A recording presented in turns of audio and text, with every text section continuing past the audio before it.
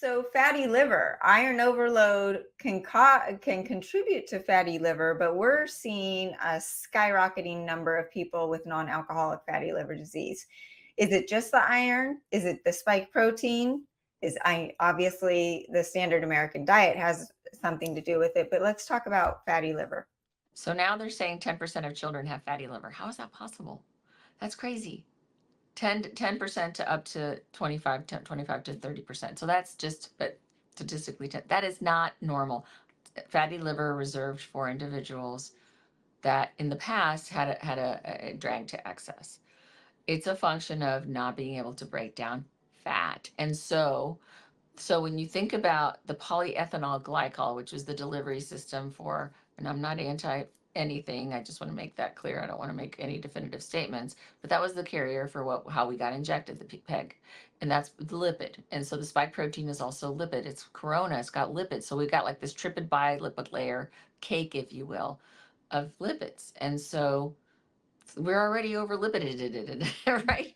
And then we've got the iron overload, and we have the insulin insensitivity that comes as well from the pandemic because it affects GABA, and GABA is very concentrated in the pancreas, and the pancreas is obviously important for insulin metabolism and use. And so again, these are multiple vectors of and yes, absolutely. Non-alcoholic fatty liver disease is through the roof. So what's really interesting is L-carnitine fumarate in that form is specific to non-alcoholic fatty liver disease. And if you don't have a lot of hyperacidity, that's a really good one to use, L-carnitine fumarate. Love it. So, and then also things that are very liver protective, but I don't love milk thistle because it impairs phase 1 liver detoxification. If you have a lot of those genes, then I would pulse milk thistle.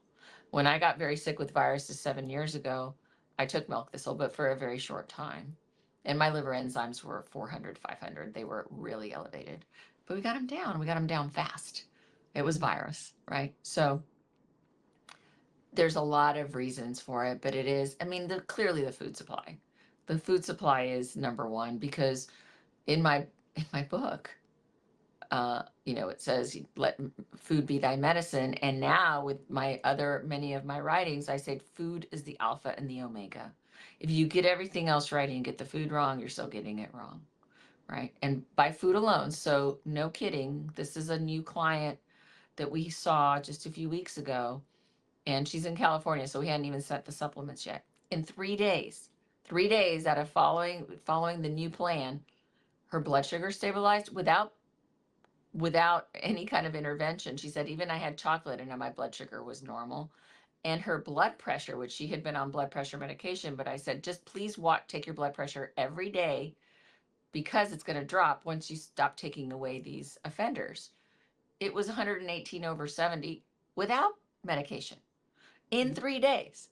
That's how powerful the body is when it meets its match from a food perspective.